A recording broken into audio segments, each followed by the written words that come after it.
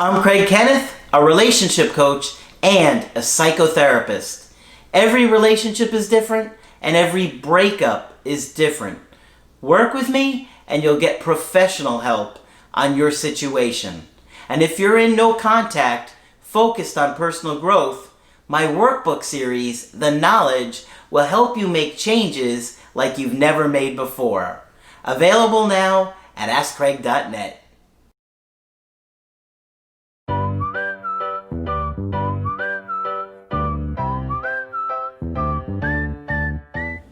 Hi there, I'm Coach Craig Kenneth. I'm Coach Margaret. And today we're going to be talking about radical compassion. Margaret has got some interesting research on ways to help you calm yourself.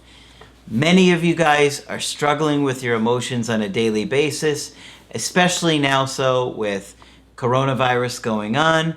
But in general, when you're going through a breakup, your emotions are so overwhelming and you just feel out of control a lot of times.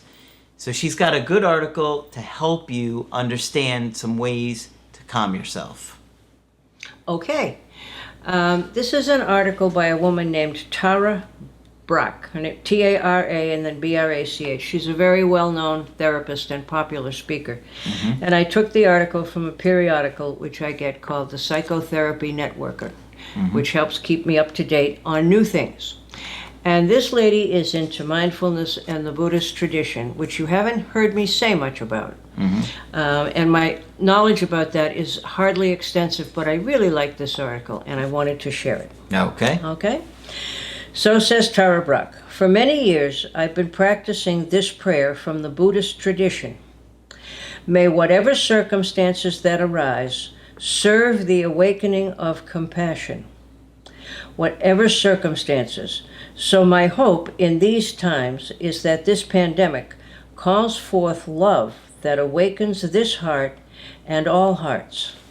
I invite you to ask yourself, in facing this collective suffering, what's your heart's deepest aspiration? Mm-hmm. What do you hope might be called forth in you? How do you want to be? How do you want to be in the midst of this? There is a teaching from a Zen master whose name I will not butcher, about a time when a crowded refugee boat met with a storm. If everyone panicked, all would have been lost. But one person on the boat remained calm and centered. That was enough to show the way for everyone else to survive. Interesting. Isn't it? Yeah. Yeah. How can we be that one person? I think a weave of mindfulness and compassion can transform our relationship to fear and worry, so we can shift toward inner calm. The very word worry comes from an Old English word meaning to strangle. Now, I had to check that because I'd never heard that, and it's absolutely true. And literally, it means like a hunting dog would grab something by the throat. Uh-huh. So worry is a pretty charged word. Interesting. I thought so too. I've heard people say, well, an animal will sometimes worry its prey. And I guess that's where that whole kind of concept comes from. Anyway, while it is a truly dangerous time, the looping thoughts of worry actually trap us in the kind of fears that interfere with our executive functioning, mm-hmm. which means good decision making. Yeah. That's our executive functioning. They interfere with our capacity to feel compassion for others. Sure. They interfere with a larger perspective that allows us to move wisely on our path.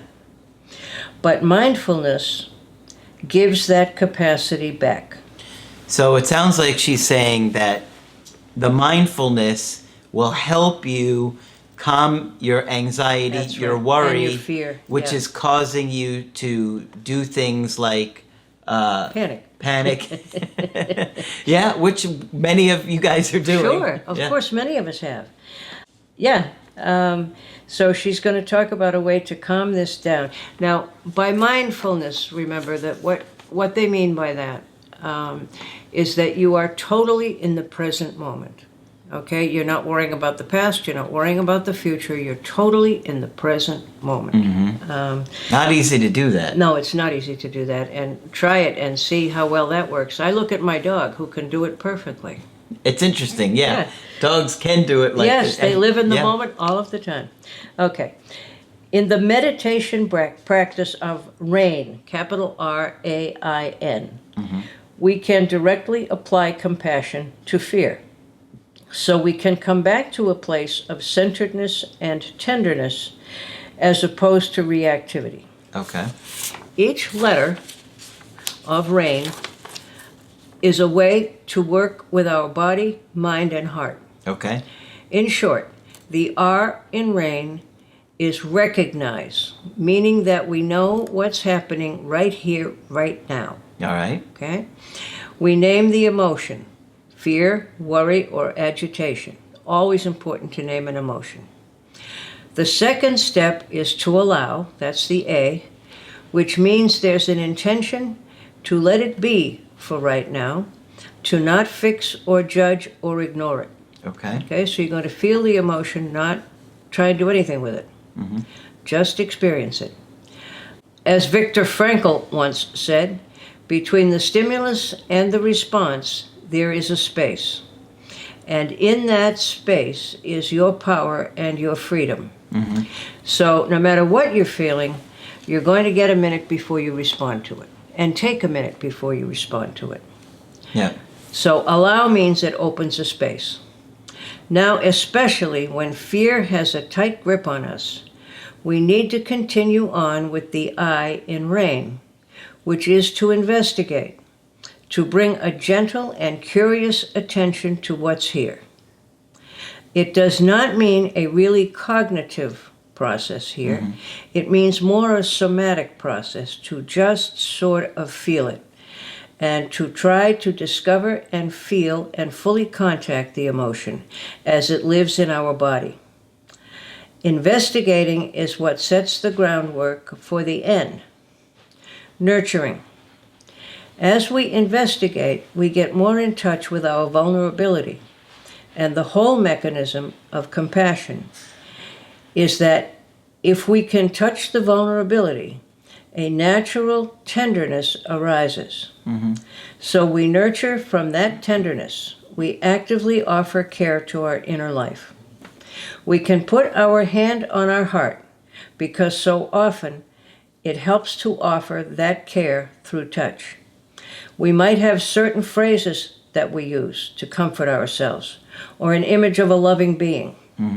When you investigate, you're going to find certain questions to pose to that vulnerable part of yourself. What do you need? What do you want me to be with you? That will help create the contact and nurturing. When we get to nurturing, we each find our own phrases that speak to the particular needs of the vulnerability inside us. For many years, mine was, "It's okay, sweetheart." This is just like what I say to my kids. Yeah, just exactly. It's That was my okay. first thought too. It's exactly how I started comforting them when they were infants and That's right. toddlers. It's okay. Yeah. It's okay. And now they say it back right when they're upset. Yes, they do. And I put my hand on my heart and say, "It's okay, sweetheart, even now." The nurturing dissolves a sense of separate, scared self. Okay? That's what we don't want to be. If we're disconnected, we're a separate, scared self. It lets us feel the belonging that is so healing. Evolutionary psychologists have a wonderful saying that it's not the survival of the fittest, it's the survival of the nurtured. I love that, and I'll leave it there. It's the survival of the nurtured. Yeah. And it's a very simple sort of process, but we do lapse into the cognitive when we hear investigate. It's hard to just sit and be with feeling.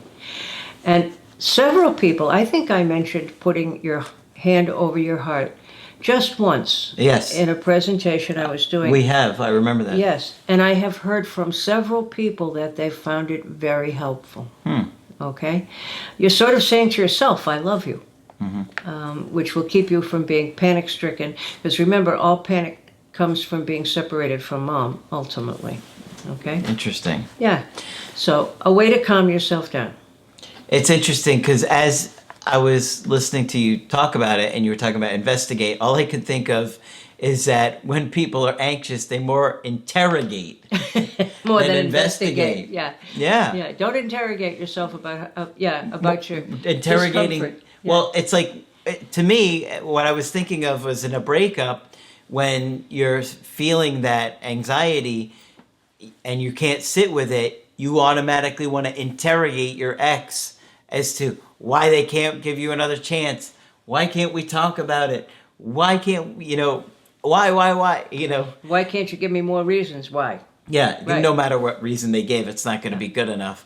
But we get so panicked that instead of, investigating, And yes. we interrogate And it. looking at our own fear, we interrogate them. And if we could do this process, it would probably help us to reach out and react in a much more loving kind of way. Not to mention calming ourselves down. Yeah. Yeah. So it sounds like, basically 4 main ideas here. Right. When an issue comes up, you want to recognize what's going on. An issue and an emotion, particularly. Recognize the emotion, whatever it is. Don't judge it. Mm-hmm. Whatever it is, it's okay. Okay. All right. And then you accept. That's how you're feeling. Mm-hmm. And then you investigate. Maybe what's causing that within Right. you. Yeah. And why you're at that feeling that very way. moment, what's causing that? Yep. Yes. Investigate. And then nurture yourself Yep. by saying, you say it better. Go ahead. Nurture. It's okay. It's okay. You're going to be okay. And I say that with my kids all the time. And it works. And now both of them works. say it. Yeah, they say it all the time. Right. Kids get upset all the time over small things. If you're a parent, you know what I'm talking about. And for them to automatically just do it is incredible to watch because I know that they've internalized what I've told them and repeated to them over and over again. They've internalized me. Right. And so now they know how to soothe themselves. And truth be told, that's how we all soothe ourselves. Yeah. But I think we forget that we have the power to do it for ourselves. Yeah. Yeah. So, good article. I thank the Buddhist tradition, and I will learn more about it. And thank Margaret for her hard work by putting a like on the video. Of course, when you want to get our help personally, just go to my website, askcraig.net. Sign up for the coaching option that works best for you. I do email coaching and I do Skype. Margaret, of course, is available for Skype coaching. If you feel that I can be helpful to you, please sign up. Just click on Margaret on the top of the website to do that. But that's it for this video. I'm Coach Craig Kenneth. I'm Coach Margaret. And we will talk with you soon.